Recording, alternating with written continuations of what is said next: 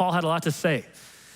In fact, this is the thing he talks about the most in this entire section, is this idea of loving your enemies, maybe because it's that important. But we're gonna start in verse 14. There's one radical command right off the bat here. We'll see more as we get later, but just verse 14 for now. Watch this.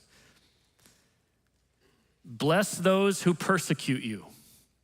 Bless and do not curse them. Okay, so let's just remember the context of what was happening back in Rome that would have precipitated Paul writing this to the Roman Christians. Remember that the early church was not popular, nor was it prevalent. Like there weren't church buildings on every corner. It wasn't culturally acceptable to be a Christian back then. In fact, they thought you were a cult, or they thought you were trying to take over Rome and overthrow Caesar. And so they were not for you, which means they would have been persecuted, not actually celebrated. They would have been called names. They would have been laughed at. They would have been probably fired from jobs, thrown in prison, possibly even physically harmed merely for saying, I identify with Jesus Christ. They would have been experiencing the worst evil that the enemy could throw at them through the pagan world that they lived in. Yet this is how the Christian life turns that world upside down.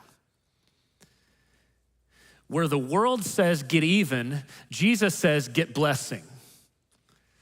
The world says get even, Jesus says no, get about blessing. Go bless people, go bless them. We actually get our word eulogy from this word for blessing.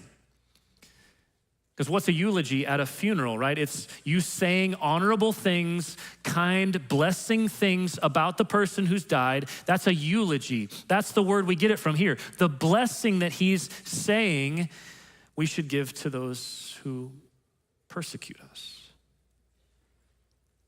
So notice what he's saying.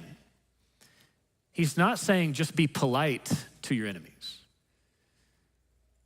Be nice to your enemies. Like this is the explosive power of the gospel. Entering into a fallen world where instead of cursing or attacking your enemies, you are to bless your enemies. That is radical. That is completely countercultural. And notice it's not just bless those enemies who are actually nice to you at that moment. It's when they are persecuting you. Bless those who persecute. That's an active word. Bless those who are persecuting you right now, he says. We're not to curse them back, we're to bless them back. And here's what that does. When you bless someone back who's persecuting you, it reverses their hatred. Blessing instead of cursing, when someone hates you, someone persecutes you, and you don't curse them back, you instead bless them back, it reverses the hatred that they've tried to attack you with, it reverses it back. What they thought would get to you actually comes back to them as blessing. Like they thought they'd get at you. They thought this would work. This would be the thing. This would be the one that takes them out. This would be the one that really gets that Christian down. And what they get in response is blessing. When someone cuts you down, you build them up. When someone slanders your name, you speak well of their name. When someone attacks you, you love them well. Like this is completely radical. I was trying to think of a way to illustrate this, and this is probably a terrible illustration, but it's kind of like the reverse card in the game Uno. You know, like how that game simply works, right? It's the order of play is coming clockwise. You play the reverse card and it goes back counterclockwise. And simple, right? This is not complicated. It's not hard to understand. Here's the thing about it though. It actually blesses the person next to you. And I'm probably way overanalyzing this simple card game in thinking of this way, but I'm trying to figure out how to illustrate this.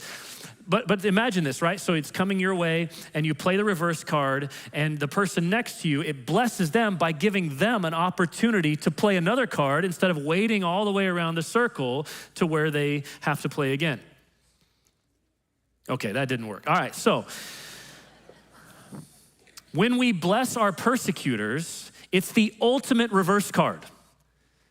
What it does is it takes what they thought was gonna hurt you and it reverses them, and it takes the hate and it turns into blessing. It's the Christian's war cry against evil. Because when we bless our persecutors, we are proving that we are sons and daughters of the one who loved us when we were his enemies.